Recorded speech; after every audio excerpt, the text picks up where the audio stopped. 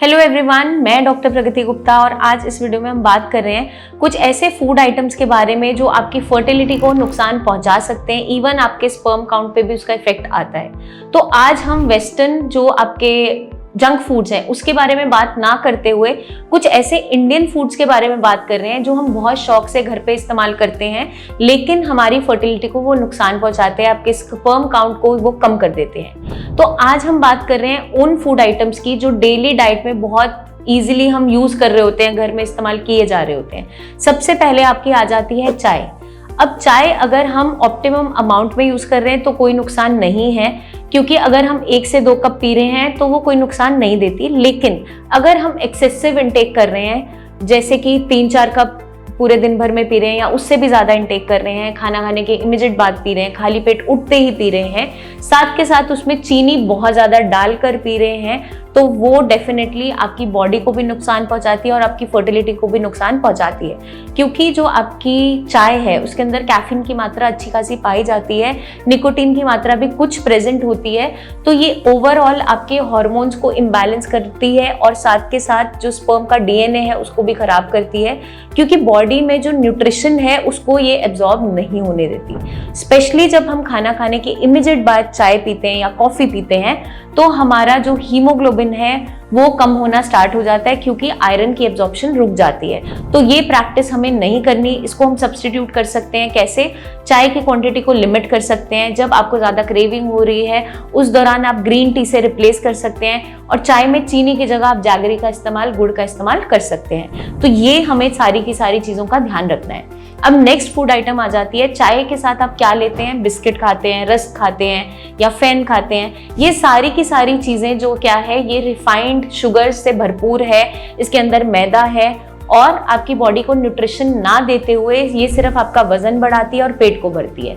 But हम इसे बहुत शौक से चाय के साथ कंज्यूम कर रहे होते हैं और हमारा शुगर स्पाइक होना स्टार्ट हो जाता है। साथ के साथ हम कभी कभार भुजिया ले रहे हैं या फिर पैक्ड कोई नमकीन खा रहे हैं जिसके अंदर एक्सेसिव सॉल्ट है, जो आपके टेस्टोस्टेरोन लेवल्स को भी डीरेंज करती है, साथ के साथ स्पर्म हेल्थ को भी इफेक्ट करती है, क्योंकि न्यूट्रिशन बॉडी को नहीं मिल रहा होता है। तो जहां भी न्यूट्रिशन के अंदर कमी आएगी, आपकी स्पर्म की क्वालिटी हैम्पर होगी और उसकी क्वांटिटी भी हैम्पर होनी स्टार्ट हो जाएगी। तो ये भी हमें अपनी डाइट में नहीं लेना है। रिप्लेस हम किससे कर सकते हैं? आप रोस्टेड मखाना ले सकते हो, रोस्टेड चना ले सकते हो, ड्राई फ्रूट्स ले सकते हो, सीड्स का मिक्सचर बना के साथ में ले सकते हैं। तो ये कई सारी ऑप्शंस हमारे पास होती हैं। नेक्स्ट आपका आ जाता है, अगर हम डेली रूटीन में अल्कोहल का इस्तेमाल कर रहे हैं तो वो आपके डीएनए जो है स्पर्म का, उसको बहुत ज़्यादा हैम्पर करना स्टार्ट कर देता है, क्योंकि बॉडी का जो नर्वस सिस्टम है वो इफेक्ट होना स्टार्ट हो जाता है। तो कुछ लोगों की हैबिट होती है 1 से 2 पैक डेली बेसिस पे अगर हम पियेंगे तो हमें रिलैक्स लगता है। बट अगर हम डेली बेसिस पे ऐसा कर रहे हैं, लंबे समय तक कर रहे हैं, तो बॉडी के अंदर रिलैक्सेशन ना होते हुए बॉडी के अंदर ऑक्सीडेटिव स्ट्रेस बढ़ता चला जाता है, जो आपकी ओवरऑल मेटाबॉलिज्म को भी हैम्पर करता है। तो आपको ये कैसे इसको ध्यान में रख के काम करना है? आपको ओकेजनल, अगर कोई ओकेजन है तब लिमिटेशन में आप ले सकते हैं, बट रेगुलर बेसिस पे हमें ये प्रैक्टिस छोड़नी होगी, क्योंकि आपके लिवर को भी हैम्पर करता है। तो ये चीज का हमें खास ध्यान रखना है। नेक्स्ट हमारा आ जाता है रिफाइंड ऑयल्स। जो हम सब्जियां घर पे खा रहे हैं और सोच रहे हैं बहुत हेल्दी हैं, उन्हीं को ये नुकसान पहुंचाती है। अब कैसे? अगर हम रिफाइंड ऑयल्स का यूज कर रहे हैं कुकिंग में, तो वहां पर क्या देखने को मिलता है, क्योंकि इसके अंदर ट्रांस फैट की मात्रा अच्छी खासी पाई जाती है, तो आपकी बॉडी में ये कोलेस्ट्रॉल वैल्यूज को बढ़ाता चला जाता है, आपका वेट पुट ऑन होना स्टार्ट हो जाता है, इवन हार्ट ब्लॉकेजेस तक देखने को मिल जाती है। तो हम रिप्लेस कैसे करेंगे? हम सरसों के तेल का इस्तेमाल कर सकते हैं कुकिंग के लिए, ऑलिव ऑयल पे स्विच कर सकते हैं। हेल्दी फैट्स का यूज करते हुए हमें इन अनहेल्दी फैट्स को अपनी डाइट में से निकालना होगा, तभी जाकर आपके ओवरऑल मेटाबॉलिज्म अच्छा रहेगा और आप हेल्दी रह पाएंगे। नेक्स्ट आपका आ जाता है सोया प्रोडक्ट्स।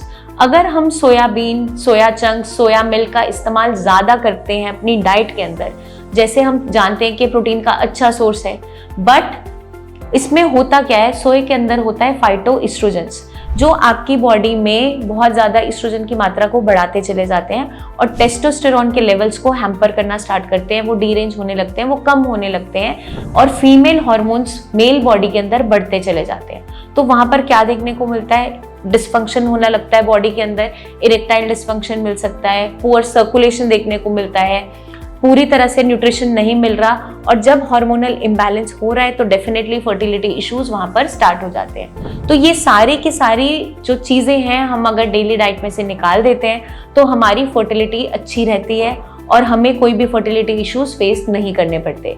और हम क्या सोचते हैं कि सिर्फ जंक फूड जो हम बाकी मोमोज चाउमीन ये खा रहे हैं यही है, लेकिन उससे ज़्यादा पॉइजनस जो डेली डाइट के अंदर हम छोटी छोटी मात्रा में ये सारी चीज़ें ले रहे हैं और हम समझ भी नहीं पाते कि हम क्या गलती कर रहे होते हैं। तो ये वीडियो आपको मदद करेगी जानने में, समझने में कि कैसे आप अपनी हेल्थ को, फर्टिलिटी को बूस्ट अप करके रख सकते हैं। अगर आपके माइंड में कोई भी क्वेश्चंस है, क्वेरीज है, ज़रूर पूछिए। आप डाइट से रिगार्डिंग कोई भी क्वेरी चाहते हैं, कुछ भी पूछना चाहते हैं तो कमेंट करके हमसे पूछ सकते हैं, और अपने सभी फ्रेंड्स के साथ शेयर कीजिए जो जल्दी से जल्दी बेबी प्लान करने का सोच रहे हैं। जल्दी हम आपसे फिर मिलेंगे, तब तक के लिए अपना ध्यान रखिएगा एंड टेक केयर।